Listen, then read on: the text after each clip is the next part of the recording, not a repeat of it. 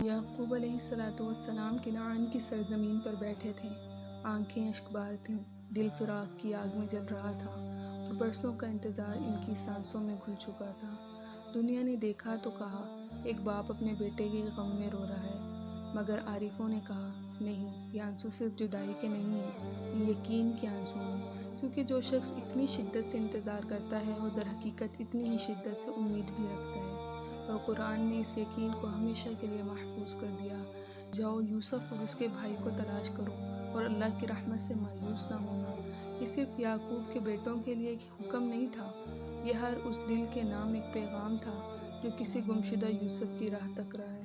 کسی کا یوسف ایک بچھڑا ہوا انسان ہے، کسی کا یوسف ایک ٹوٹا ہوا خواب ہے، کسی کا یوسف سکون ہے، خوشی ہے، یا وہ دعا ہے جو برسوں سے آسمان کے دروازے پر دستک دے رہی ہے، مگر پیغام ایک ہی ہے، مایوس نہ ہونا۔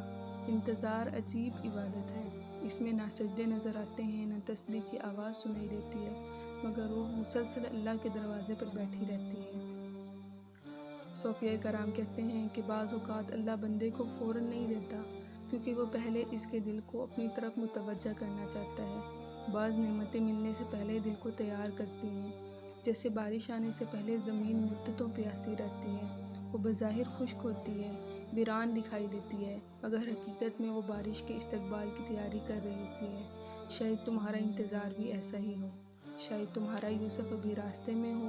لوگوں نے یعقوب سے بھی کہا تھا تاللہ تفتأ ان تذکروا یوسف حتی تکون حرضا، آپ یوسف کو یاد کرتے کرتے خود کو ختم کر دیں گے۔ لوگ ہمیشہ ظاہری آنسو دیکھتے ہیں، وہ دل کے اندر جلتے ہوئے چراغ نہیں دیکھ پاتے۔ اس لیے یعقوب نے فرمایا تھا انما اشکو بثی وحزنی الی اللہ، میں اپنے دکھ اور اپنے غم صرف اللہ سے ہی کہتا ہوں۔ یہی تو محبت الہی کی سب سے خوبصورت نشانی ہے، لوگوں کے سامنے خاموش رہنا اور اللہ کے سامنے ٹوٹ جانا، دنیا سے کچھ نہ مانگنا مگر رب کے حضور آنسو بہا دینا، کیونکہ جو غم اللہ کے سامنے رکھا جائے وہ بوجھ نہیں رہتا، دعا بن جاتا ہے۔ یوسف صرف ایک شخصیت نہیں ہے، ایک علامت بھی ہے، وہ ہر اس چیز کی علامت ہیں جو تم سے چھن گئی ہے مگر حقیقت میں گم نہیں ہوئی۔ کبھی اللہ کسی نعمت کو تمہاری نظروں سے اوجھل کر دیتا ہے مگر اپنی تدبیر سے نہیں نکالتا۔ یوسف کنویں میں گرے تو لوگوں نے سمجھا کہ کہانی ختم ہو گئی، حالانکہ حقیقت میں کہانی شروع ہوئی تھی۔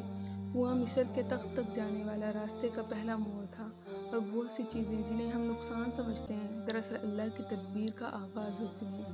جب انتظار بہت لمبا ہو جائے تو انسان تھک جاتا ہے، کبھی دعا کرتے کرتے دل بیٹھنے لگتا ہے، کبھی امید کی شمع مدھم پڑنے لگتی ہے، مگر پھر یعقوب یاد آتے ہیں، وہ باپ جس نے برسوں کے اندھیرے کے باوجود امید کا دامن نہ چھوڑا۔ یہاں تک کہ جب یوسف کا قمیص ابھی منزل تک پہنچا بھی نہیں تھا تب بھی انہوں نے کہا انی لاجد ریح یوسف، مجھے یوسف کی خوشبو آ رہی ہے۔ عجیب بات ہے، دنیا والوں کو کچھ محسوس نہ ہوا مگر محبت نے فاصلے مٹا دیے، کیونکہ بعض خوشبوئیں ناک سے نہیں یقین سے محسوس کی جاتی ہیں۔